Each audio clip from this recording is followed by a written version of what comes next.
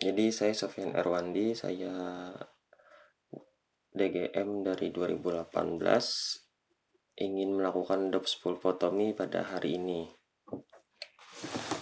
Jadi yang pertama, pulpotomi itu sendiri adalah pengambilan pulpa yang telah mengalami infeksi di kamar pulpa dan bagian koronal yang meninggalkan jaringan pulpa di bagian radikular atau di bagian apexnya dengan cara biasanya dengan menggunakan obat-obatan pada sebatas orifice. Setelah itu untuk indikasinya pulpotomi, gigi masih didukung 2/3 akarnya. Terus terbukanya pulpa bukan pulpa karena faktor mekanis selama preparasi. Pulpa masih vital, tidak ada fistula, tidak ada inflamasi. Sedangkan untuk kontraindikasinya, giginya non vital, terdapat tidak, kontraindikasinya apabila terdapat resorpsi interna dan eksterna, itu merupakan kontraindikasi, dijumpai rasa sakit, adanya supurasi, dan apabila sakit saat diperkusi atau dipalpasi. Jadi setelah itu kita mulai lakukan tahapan pulpotomi. Jadi sebelum melakukan tahapan pulpotomi, kita lakukan inform consent kepada pasien dan kepada orang tua pasien. Dengan metode Telsiaudu, kita jelaskan kepada pasien dan kepada orang tua pasien apa saja tindakan yang akan kita lakukan dan resiko yang akan terjadi pada tindakan yang akan kita lakukan.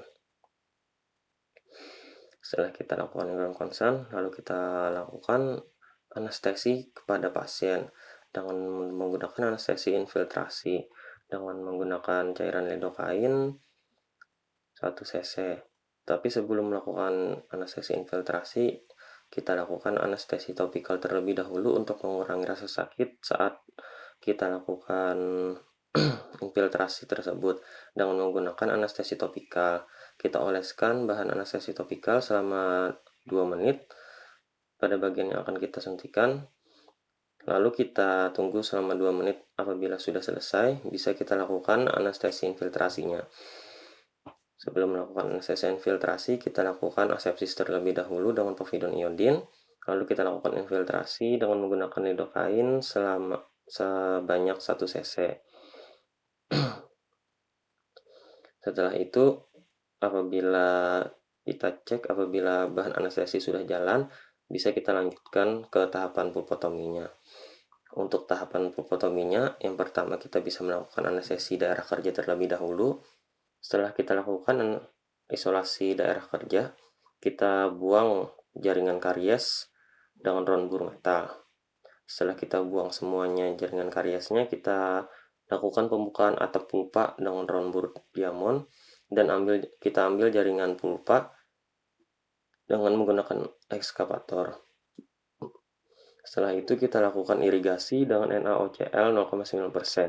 Kemudian keringkan dengan cotton pellet. Setelah itu kita hentikan perdarahan dengan menggunakan cotton pellet steril dan bisa dibasahi dengan larutan salin.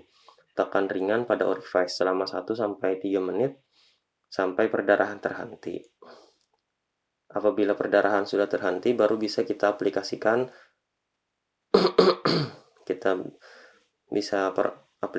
formokresol untuk memfiksasi daerah akar giginya. Setelah kita aplikasi formokresol pada bagian orifice selama 1-3 menit, lalu kita aplikasikan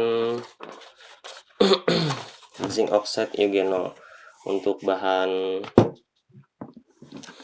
pada bagian dalam pulpanya. Jadi kita aplikasikan zinc oxide eugenolnya pada dasar kamar pulpa. Setelah zinc oxide eugenol itu kita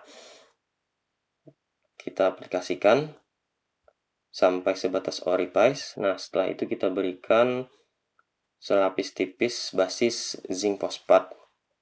Setelah kita berikan basis zinc fosfat, bisa kita lakukan penempatan permanen.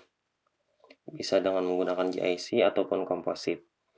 Setelah itu, setelah sudah ditumpat permanen, pastikan tumpatan permanennya bagus tidak ada porus, tidak terjadi traumatik oklusi, tidak ada yang kasar dan yang tajam.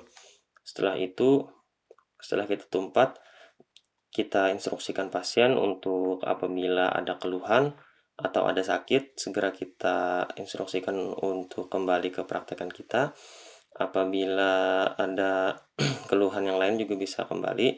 Terus instruksikan pasien untuk menghindari makan makanan yang keras dulu pada bagian yang dilakukan pulpotomi, dan instruksi pasien untuk kontrol 1 minggu kemudian.